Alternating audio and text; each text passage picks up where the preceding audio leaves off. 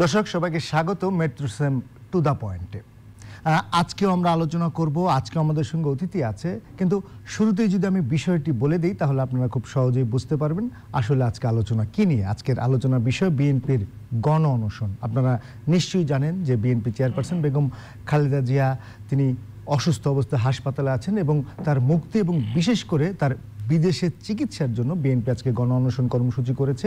অনেকদিন পর তারা এ ধরনের কোনো কর্মসূচি করলো সকাল 9টা থেকে বিকেল 4টা পর্যন্ত, এবং সেখানেও তারা তাদের দলের চেয়ারপারসনের বিদেশে চিকিৎসার জন্য সরকারের প্রতি দাবি জানিয়েছে, প্রতিবাদ জানিয়েছে।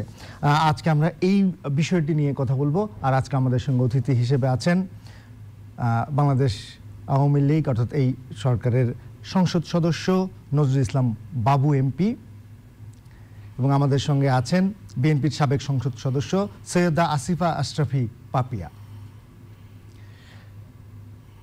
আপনাদের দুজনকেই স্বাগত জানাচ্ছি আজকের আলোচনায়। আমি একদম সরাসরি শুরুতেই যেতে চাই নজরুল ইসলাম বাবুর কাছে, যে আমরা দেখেছি যে বিএনপি চেয়ারপারসন বেগম খালেদা জিয়া অসুস্থ হওয়ার পর থেকেই বিএনপি দাবি জানিয়ে আসছে যে বিদেশে চিকিৎসা করানোর যে দাবিটি, এবং আজকে যে কর্মসূচি হলো, অনেকদিন পরে তারা কর্মসূচি হলো গণ অনশন কর্মসূচি, এবং আগামী পরশুদিন তারা বিক্ষোভ সমাবেশ রেখেছে। কিন্তু আপনি এই সরকার দলীয় এমপি হয়ে মনে করেন কি যে তাদের এই অবস্থায় তাকে বিদেশে চিকিৎসা দেওয়ার অনুমতি দেওয়া সম্ভব? না, আপনাকে ধন্যবাদ। যদি স্বাভাবিক হতো বিষয়টি তাহলে তো ঘন অনশন কেউ করতেন না। যদি ওনাকে বিদেশ যাওয়ার চিকিৎসার জন্য অনুমতি প্রদানের সরকার সুযোগ থাকতো তাহলে কিন্তু অনশনের দরকার হতো না। অনশন কখন করছেন? যখন যাচ্ছে না, যেতে পারছেন না, সংবিধান এবং সরকারের বিধি নিষেধ রয়েছে, সেই কারণে কিন্তু পারছেন না। একটি রাষ্ট্র যখন পারছেন না তখন অনেকে পারাতে চেষ্টা করেন, সেই জন্য গণ অনশন ডাকেন। তো উনি গণ অনশন দেখেছেন বিএনপির পক্ষ থেকে, ফখরুল সাহেব আপনি দেখেছেন। গণ অনশন মানে কিছু মানুষ যারা বিএনপির নেতাকর্মী তারা আজকে বিকাল 4টা পর্যন্ত সেখানে ছিলেন। এটা নৈতিক দাবি হলে কিন্তু গণ অনশনের সংখ্যাটা ভিন্ন। গণ অনশন মানে আজকে যে সিনারি দেখছেন এইটা হতো না, জনগণের পক্ষ থেকে এই দাবিটা আসতো। আসলে এটা একটা রাজনৈতিক চাওয়া, রাজনৈতিকভাবে বেনিফিশিয়ারি হওয়ার একটা প্রচেষ্টা, অন্য কিছু নন।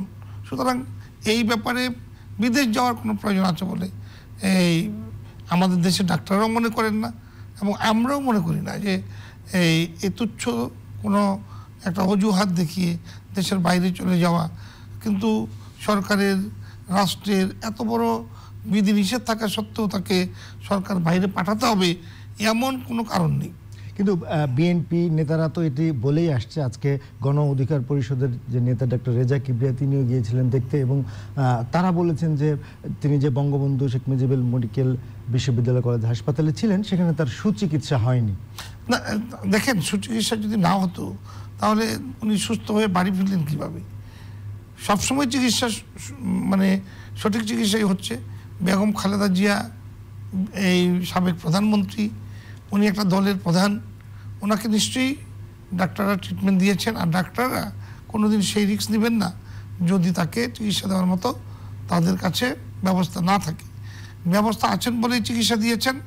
এখন আপনি জানেন যে জনাব তারেক রহমান উনি দেশের বাইরে গিয়েছেন চিকিৎসার জন্য, যে কোনো অজুহাতে আছেন তিনি। ওনার বিরুদ্ধে মামলা, সাজাপ্রাপ্ত উনি একজন আসামি, উনি আসতে পারছেন না। এখন উনি দেশের বাইরে যাবেন কি কারণে? চিকিৎসা নেওয়ার জন্য। কি চিকিৎসা তার বাকি? সব চিকিৎসাই ওনার এখানে চলবে, সেটি তো সরকার বদ্ধপরিকর।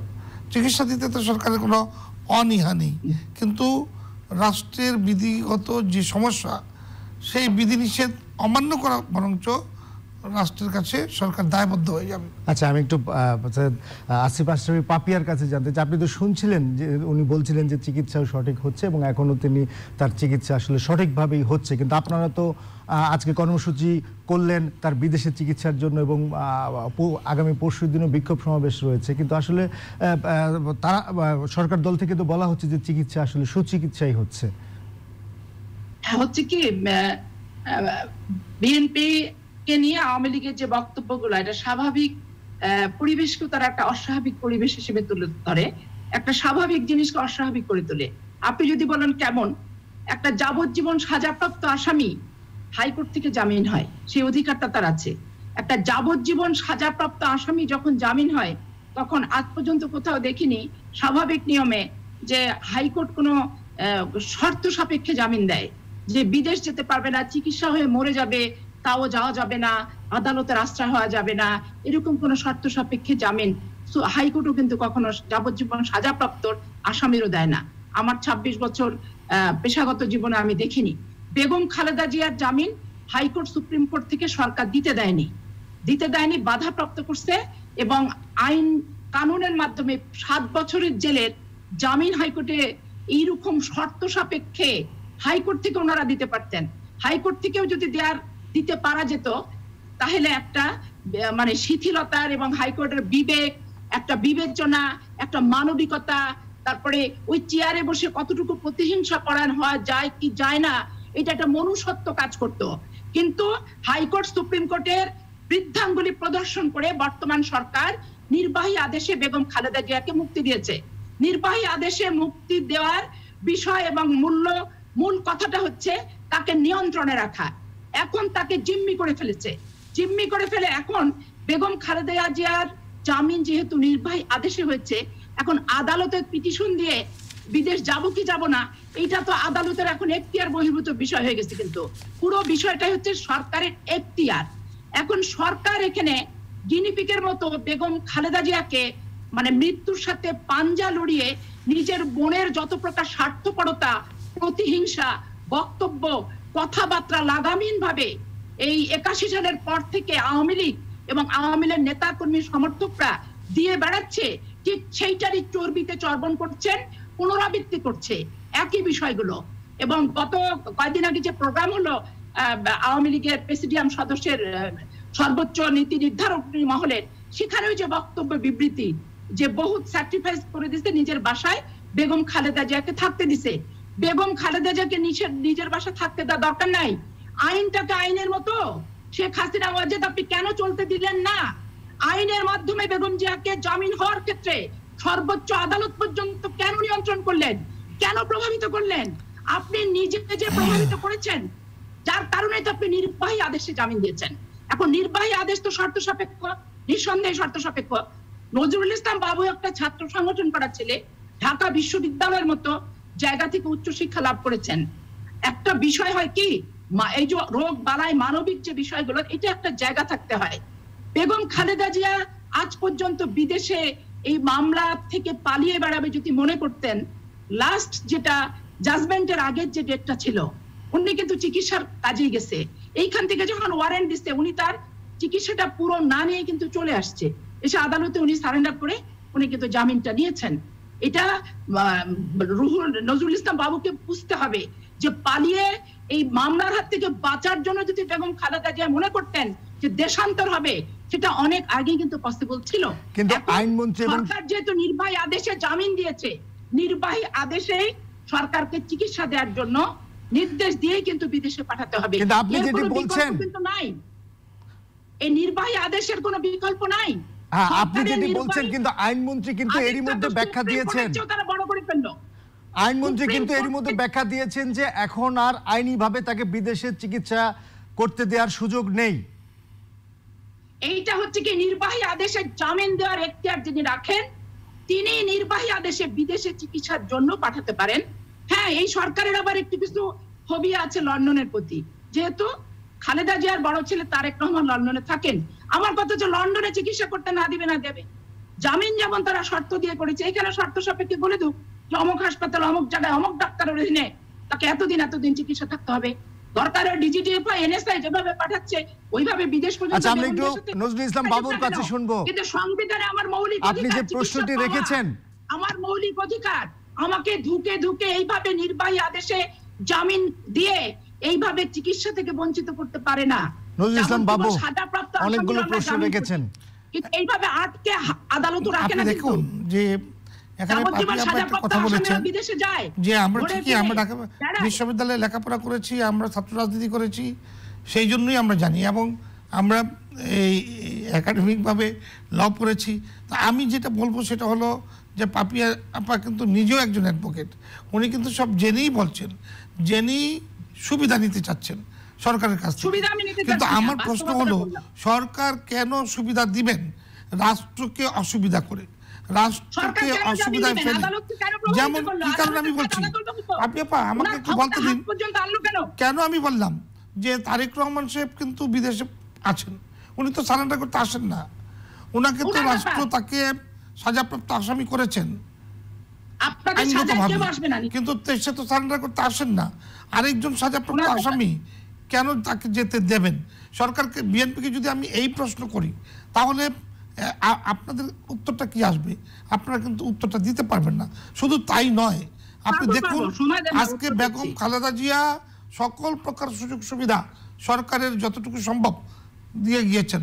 মানবতার নেত্রী বঙ্গবন্ধুর কন্যার দ্বারা এটা সম্ভব হয়েছে, এটা জননেত্রী শেখ হাসিনাই পেরেছেন, আর অন্য কেউ কিন্তু পারেননি।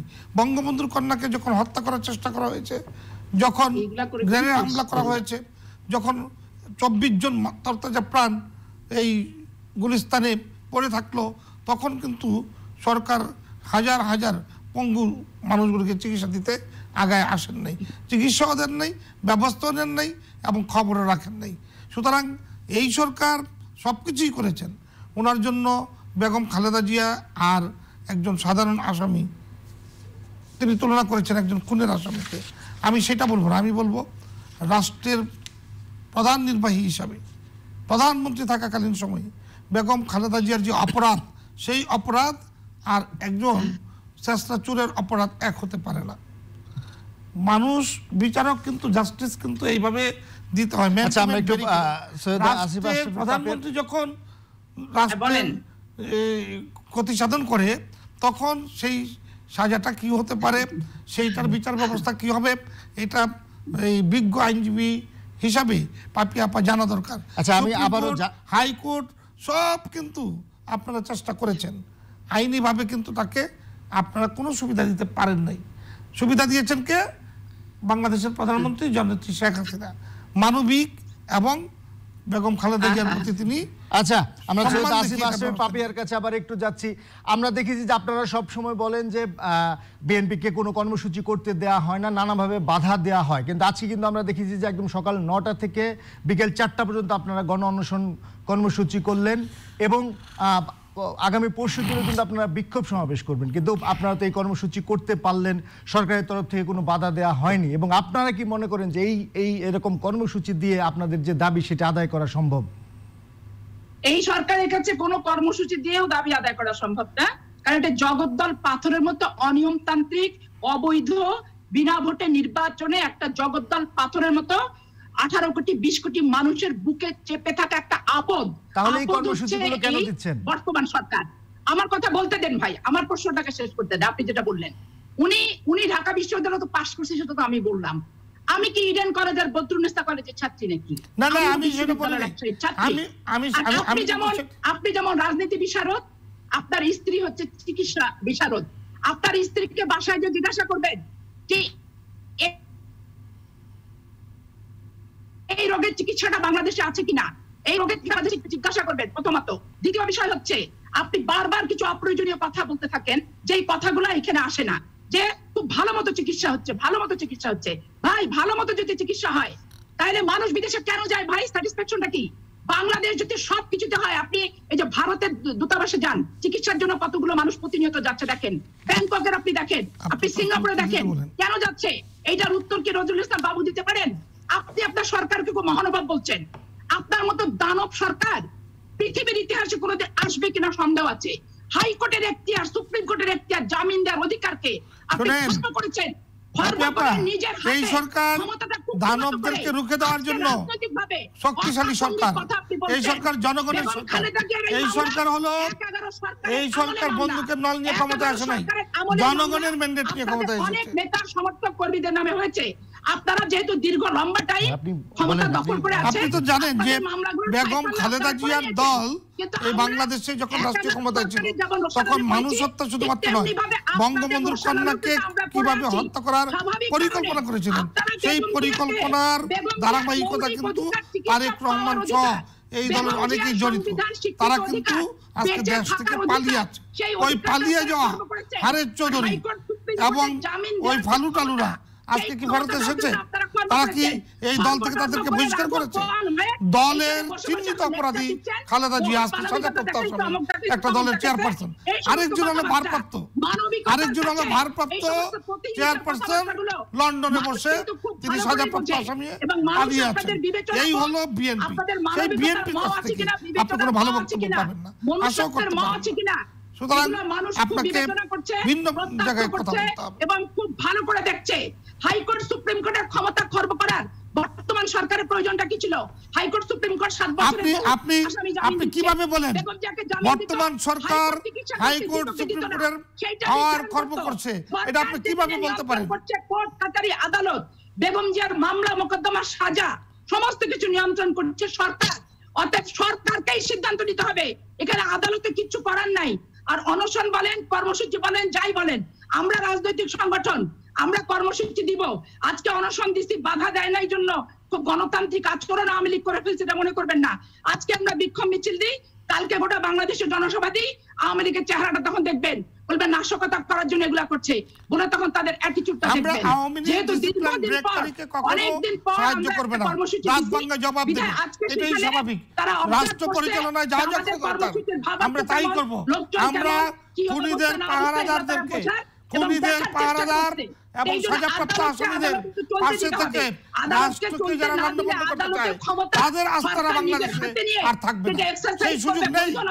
আইন তাদের পাশে থাকতে পারে না,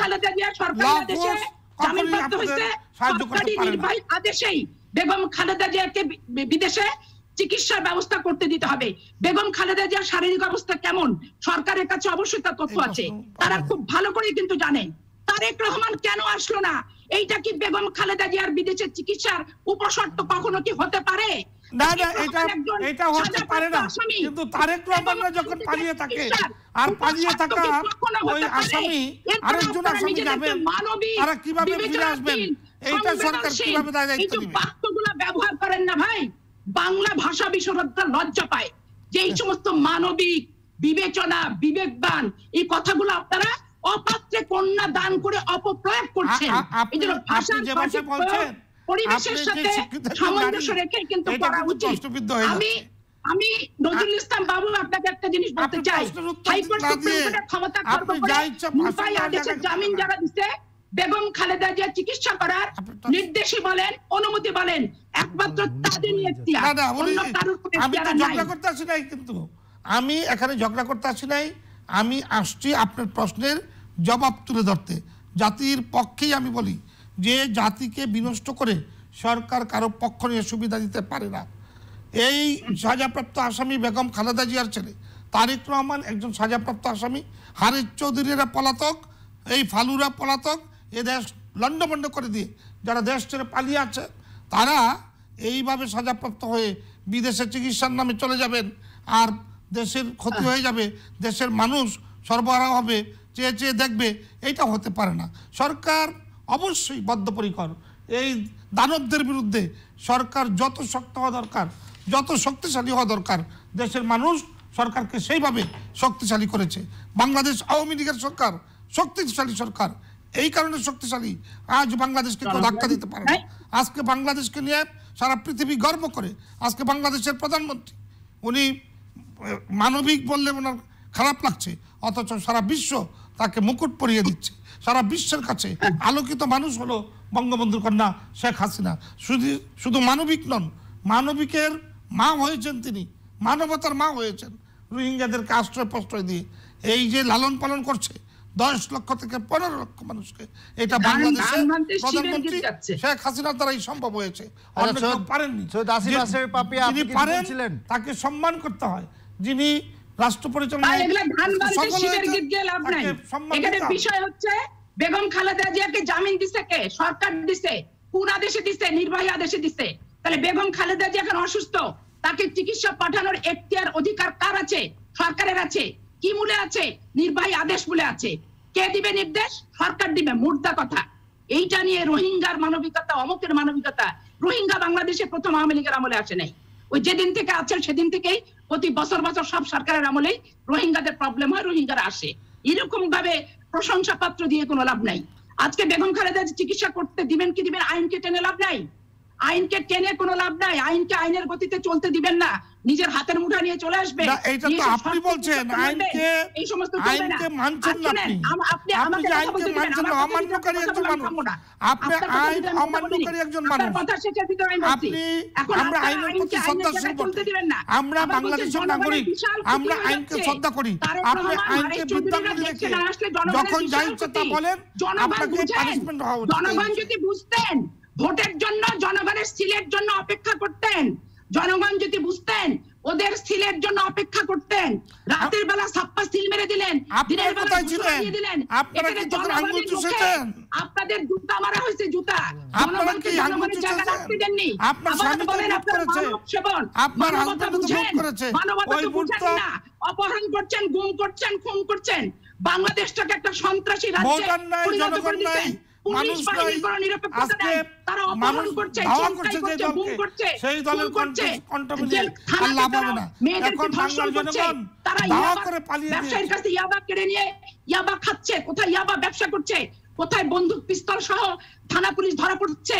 আজকে ডিসিএসপি কে ছাপ্পা সিলের কাজে এমন ভাবে ব্যবহার করছেন, কোন জেলার কোন ডিসি কে এসপি কে ইউনোকে আওয়ামী লীগ সরকারের বাপেরও সাধ্য নাই শাসন করা, তাদের অপকর্ম প্রতিরোধ করা। বাংলার জনগণ কি বলে এটা জানতে চেষ্টা করেন। বাংলাদেশ নিয়ে তারা পৃথিবী কি বলে সেটা জানতে চেষ্টা করেন। এই সরকারের দলের কোনো দরকার নাই, জনগণের কোনো দরকার নাই, সংবিধানের কোনো দরকার নাই। এই সরকার মনে করে ও যেটা করবে ওটাই দল, ও যেটা করবে ওটাই সব। আপনার ম্যাডাম খালেদা জিয়া বলেছিল যে এই সংবিধান ডাস্টবিনে ছুঁড়ে মারবেন। আপনারা চাচ্ছেন এক নেতার এক দেশ, শেখ হাসিনার বাংলাদেশ। আপনাদের যে বক্তব্য, আমি কি বাংলাদেশের মানুষের বাংলাদেশ। আপনার কাছে পারমিশন নিতে। দর্শক, আপনারা দেখছেন metro FM to the point. আমরা আছি চ্যানেলের ডিজিটাল প্ল্যাটফর্মে, ফেসবুকে, ইউটিউবে আমাদের আলোচনা চলবে।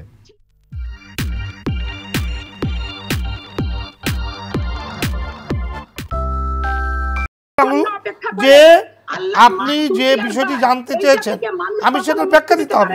উনি তো কোনো কথা বলছেন না, উনি এখানে এসে এক চেটিয়া যা ইচ্ছা কথা বলছেন। এর জন্য কিন্তু এই চ্যানেল আই প্রস্তুত না। চ্যানেল আইয়ের মাধ্যমে জনগণকে জানাতে চেষ্টা করেন যে আপনি কি বলতে চান। গায়ের জোরে দেশ চলার দিন শেষ। তারেক রহমানের এই রামরাজত্ব এটা না, এখানে গায়ের জোরে কথা বলে কোনো লাভ নেই। আইনের আশ্রয় নিতে হবে। আইনে যখন ব্যর্থ হয়েছেন এখন গলা চেঁচিয়ে কোনো লাভ হবে না। কোন পূর্বের ইতিহাস টেনে কোনো লাভ নাই, নিজেদেরকে ছোট করবেন। আমরা পূর্বের ইতিহাস টানছি না, ধারাবাহিকতা তুলে ধরছি, ধারাবাহিকতা তুলে ধরছি। আজকে যেই দলটি বাংলাদেশকে অন্ধকারে ডুবিয়ে দিয়েছে সেই দেশের নাগরিক হিসাবে আমাদের নৈতিক দায়িত্ব এই ধরনের সাজাপ্রাপ্ত বিদেশ থেকে ফেরত এনে কারাগারে ভরে রাখা। ঠেলে দিচ্ছেন একটা সুস্থ স্বাভাবিক মানুষকে, এইভাবে জামিন দিয়ে মৃত্যুর মুখে ঠেলে দিচ্ছেন। এই মৃত্যুর মুখে ঠেলে দেওয়ার, এই মৃত্যুর পশ্চাতে হত্যাকারী হিসেবে আপনাদের নাম ইতিহাস লিখে রাখবে। একটা প্রশ্ন ছিল, মানবিক মুক্তি পাবেন না, কোনোভাবেই আপনারা মুক্তি পাবেন না, বিবেকের দংশনের মুক্তি পাবেন না। এবং বাংলাদেশের মাটি মানুষকে যদি ভালোবাসেন, এই যে ক্ষমতায় আপনারা বলছেন যে চিকিৎসার অধিকার থেকে শুরু করে সমস্ত কিছু খর্ব করছেন, এটাও দেখবেন একদিন কি ভয়াবহ পরিণতির সম্মুখীন আপনারা হন।